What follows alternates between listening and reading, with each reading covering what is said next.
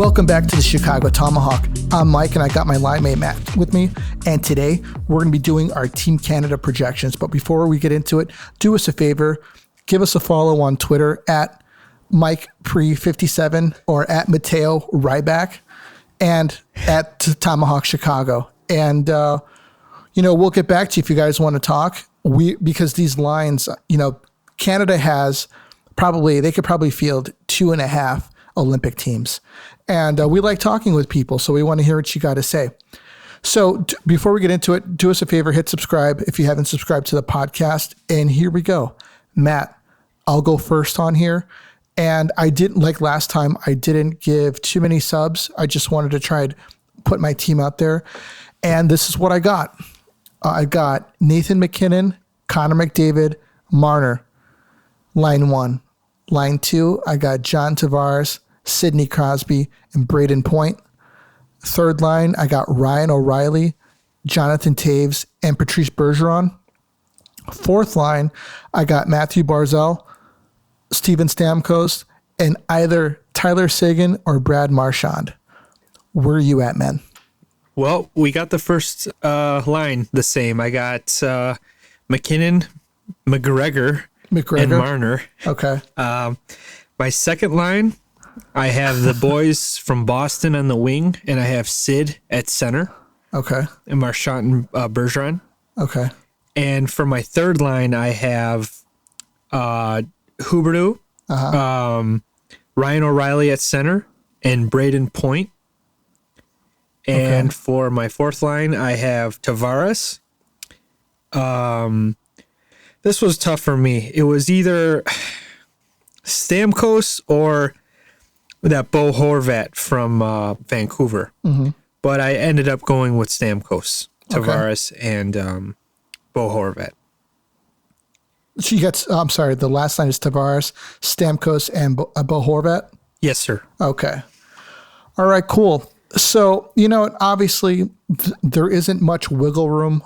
I'm sorry. There's a lot more wiggle room with Team Canada than there is with the U.S. because they're just so stacked on offense and defense. I'm really curious. Did you? A lot of people didn't have Barzal on their lines. Do you think that he's maybe kind of an underrated guy? Very underrated. I don't know, man. I mean, I think he deserves to be there, but I think it, like you said, Team Canada is just so freaking stacked that some guys are just going to be left off the roster. Yeah. And do you think MacKinnon and McDavid will honestly play together? I just have this feeling they're going to spread the wealth out a little bit. You know what? I thought the same thing, but I don't really even know if you could even spread the wealth on Canada because they're so wealthy. Do you know what I mean? It's not one of those where it's like, okay, so we're going to move MacKinnon down with where Bergeron is, Are we going to substitute, Braden Point and MacKinnon? Are we going to substitute Marner and Barzal? Do you know what I mean? It's like, you're getting to the point where it's not necessarily talent levels that you're moving around. It's chemistry and which lines are going to have the most chemistry. Personally, I have the MacKinnon line. I have MacKinnon out there because Marner has somebody he can dish to between McDavid and MacKinnon because they're both finishers, and all three of them can carry the puck into the zone. I moved that Crosby and Tavares line together because I think either Sid or Tavares can set up Braden Point all day. The dude just needs to shoot pretty much.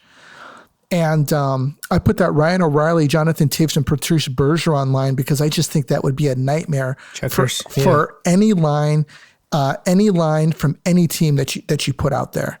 I think that line can shut anybody down. I think Crosby's going to get that though. I love Toews, but if he's not 100%, and I say give him the rest, I think it's going to be a tough couple first weeks for him. Yeah. It might take him a while to get going, and I think Canada will probably overlook Toews. Mm-hmm. I'm not trying to disrespect him by keeping him off my lineup, but I think Crosby can take that role, and if he's with Bergeron, Bergeron has that chemistry with Marchand. That guy could score too. He's a top 10 goal scorer, and I think that line could be just as deadly as the one you were just describing. Yeah, I mean, I picked Taves because Taves is better defensively than Sid, and Sid is better offensively than Taves are. They're kind of like a tale of two sides there, And considering that would be my checking line, I mean, that's why I would rather have Taves on it if he's healthy. And I picked up that Barzal, Stamkos, either Sagan or Marchand line because I just think that would be really deadly. Stamkos still has wheels. Marchand can stay, obviously Sagan too, and Barzal's one of the fastest guys in the league. And that would just be I just think a nightmare to try to keep up with. That could play. Yeah, I mean, he's in, on the island right now. They don't have a lot of guys like him. I'd be curious to see him with a skilled guy like this, like an all-star lineup. Or swap out McKinnon and McDavid and see how Barzal plays with that, We left out Mark Stone too, didn't we? Yeah, we did, but I think every player that we named is better than Mark Stone. I think he might be the fourth line center. I'm not saying he's a bad. I think he can. He's not on my list, but I think he can make it. Yeah, I have him on. I didn't overlook him. I would put him on team 2 though. The JV. Yeah. No, not even be like varsity, like B. Varsity B, yeah. Varsity Blues, yeah. All right. So defensively, I've got Shea Theodore, Alex Pietrangelo, Thomas Chabot, Cale Makar, and either Brett Burns and Drew Doughty, and you can swap one of them out for Morgan Riley if you needed to. Very, very close. Our top 4 are the same. Okay. My 5 and 6, I have Drew Doughty, and I have Morgan Riley, or I have Colton Parayko from the Blues. Wow. I'm just a fan of him because he plays it right, plays the position the correct way. Yeah, he's really good. And another example of like, who do we put in here? Chabot has kind of stood out to me a little bit recently because he just seems to be, a really solid player, man. I don't want to leave Brett Burns out of there because he's still playing at a really high level, and I think he's still really, really good. And I just couldn't make up my mind, honestly, between Burns, Doughty, and Morgan Riley. But if I had to put them in 1, 2, and 3 with the spare, I would have Doughty, Burns, and Riley. Yeah, you got to get some experience because Chabot and Makar, they've never played the Olympics yet. Well, they have, but not at the NHL level. Right. Theodore, I don't think has either. No, Pietrangelo, I'm sure he was on that last roster. Yeah. Morgan Riley, he's good. He'll put up good numbers, but if they want to go a different way, like more shutdown guys, I think Parayko and Doughty would definitely be the 2 guys you'd want. And Doughty's got the experience. He's a 2-time Stanley Cup guy. I believe he's got a gold medal too. Yeah, I think he actually played with Keith. Yeah. In that last one. Yeah, he was young. That's a guy you definitely want in the locker room. Moving on to goalies, I've got Carey Price, Marc-Andre Fleury, and Darcy Kemper. Ooh. Okay. I put Fleury on there because he won the Vezina. He stood on his head last year. I'm going to be honest. I've never been the biggest fan of him. I'm a bigger fan now that he's a Hawk, but I don't think that it could be overlooked his performance that he had last year. Well, I'm going to surprise people here because I think Carey Price is going to have a rough year, and I think he's injured. Right. I got Jordan Binnington. Okay. Starting. He's my 4th pick. Okay. I got Binnington. These are if healthy picks. Yeah. I mean, all of them. Hopefully Binnington, they work him in St. Louis too. Yeah, they do. So I got Binnington, I got Fleury, and then I got Price. If he's good to go. If not, then I also have Kemper because I think Kemper is going to get so much spotlight being on a good Colorado team. They're going to be like, wow, he's a great goalie. And yeah, he is a good goalie, but I think the team in front of him is going to make him look really, really good.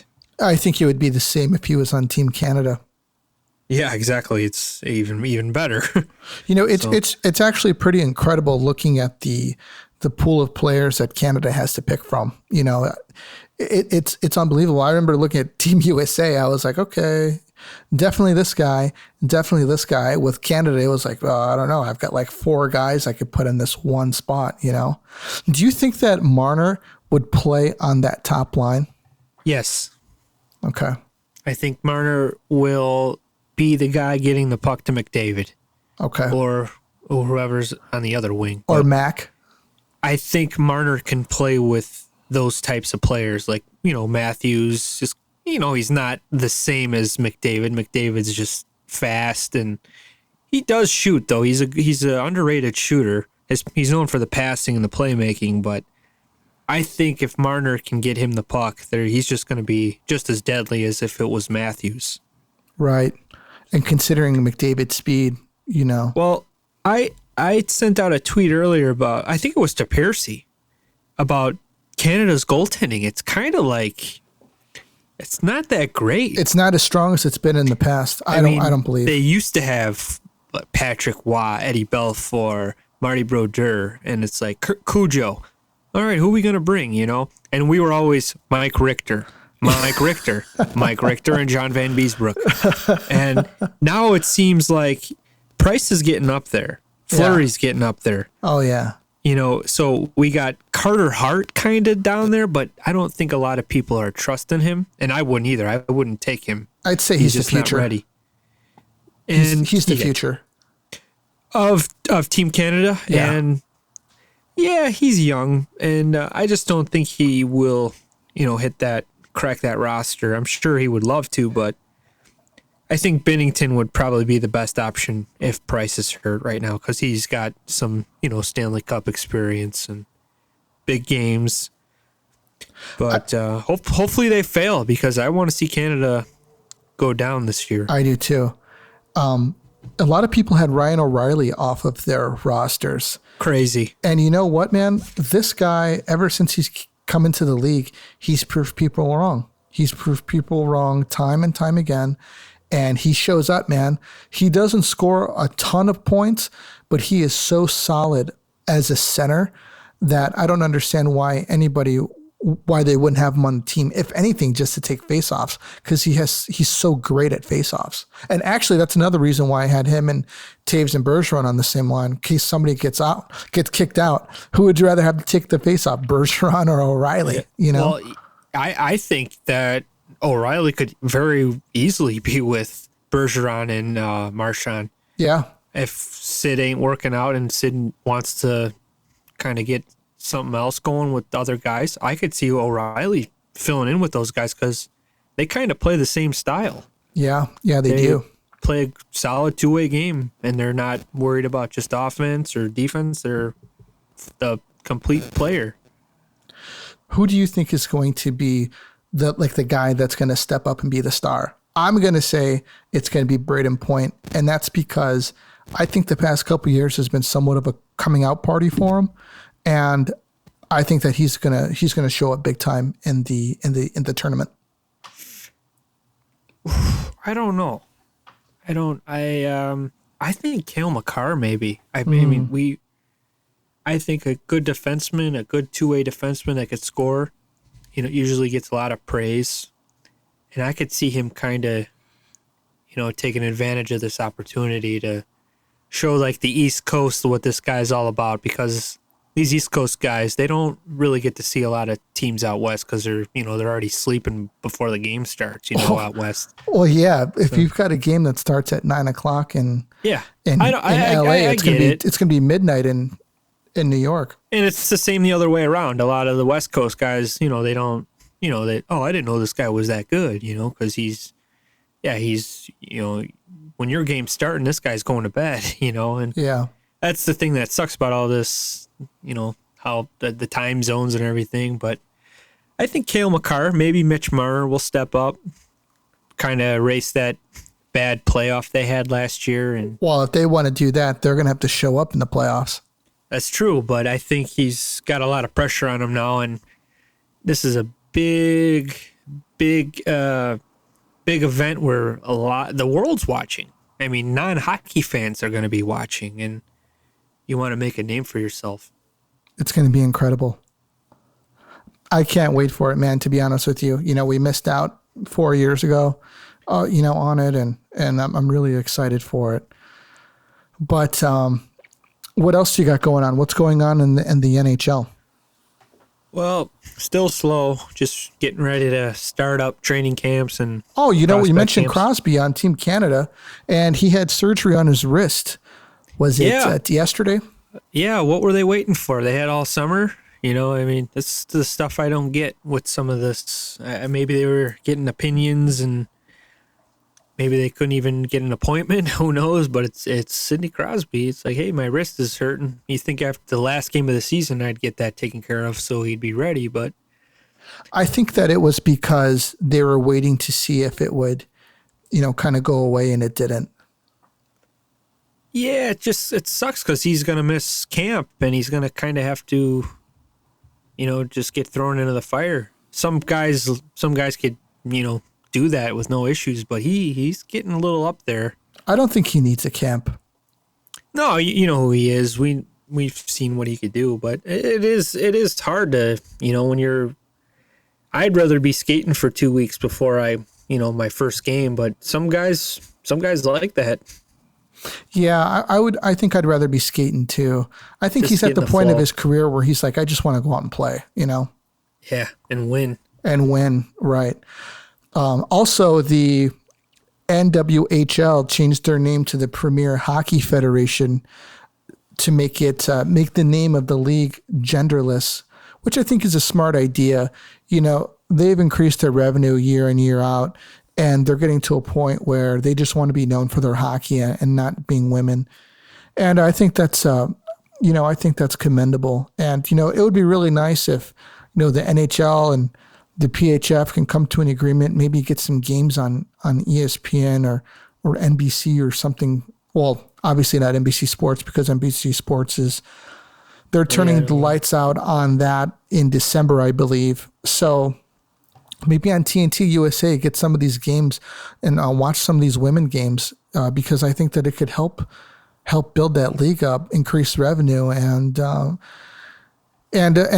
watch the women play. A lot of them are good. A lot of them are gritty too, man. Those Team USA Canada games are usually I love them. Are usually pretty spicy. I hope my daughter plays. I hope my daughter plays one day and is out there, because those girls are great athletes, and you're like you said, it's mean.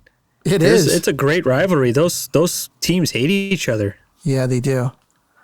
Do you think they shit talk like real NHL players? Yeah, I bet they do. That's awesome. I wonder what they're saying. Oh, they probably say worse stuff than the dudes. You're probably right. I've heard of right. Girls in the locker room. Oh, and just from other girls talking, but they're like, yeah, girls say worse shit than dudes do. Oh yeah, they're mean. Girls are very mean. Yeah, my daughter's very mean to my boys. Yeah. Oh yeah, they're they could be out in the street just kind of stick handling or whatever, and my daughter would be like, wow, you suck, and she's 4. Really? And my kids are like, my sons are like, that's mean, don't talk that way. And she's like, well, you suck, let me show you. And I'm just okay. Oh man, that's funny. She's got a competitive edge. Yeah, even at her skating camps, she wants to be the first one to touch the wall. They go wall to wall to skate and stuff, and she's skating real fast, and she'll turn it up towards the end because she sees the wall. She just slams into the boards and grabs it, and these kids are all dropping like flies. And then she looks at me and she goes, I won. She's shaking her head. I won. I'm like, okay, it's not a race, but okay, you win. Who would you say, are all of your kids competitive? Yeah, they're sports. We're a sports family. My oldest son's a big baseball kid, and he strikes out, he's slamming his bat in his hand, mad. And my other son is the same way. He doesn't make a good play. He talks about it the whole car ride home. Oh, does he? I'm like, well, what about the good? He missed out you're not talking about the good. You're only talking about the bad. So they're competitive though, which is fun. Cool, man. Well, do you got anything else? No, man. What are we going to do next? What do you think? Team Sweden. We're on a roll. Well, we might have an interview on our next one. I'm not gonna put it out there yet, but we might have an interview for our next podcast, and I think that it'll be a good one. But we're just trying to work out the dates. Gotcha. And we're gonna take it from there. Is it Piercy? Because I'm gonna be very upset. No, no. I'd let you know if I was bringing Piercy on. All right, cool. Man, we should have him on because he seems like a pretty funny guy. I'm fine with Percy. I'm fine. All right, guys. A little chirping. All right, guys. That's all that we got for you tonight. Take it easy. Have a good weekend. And do us a favor. Don't forget to subscribe. This is the Tomahawk. We're out of here.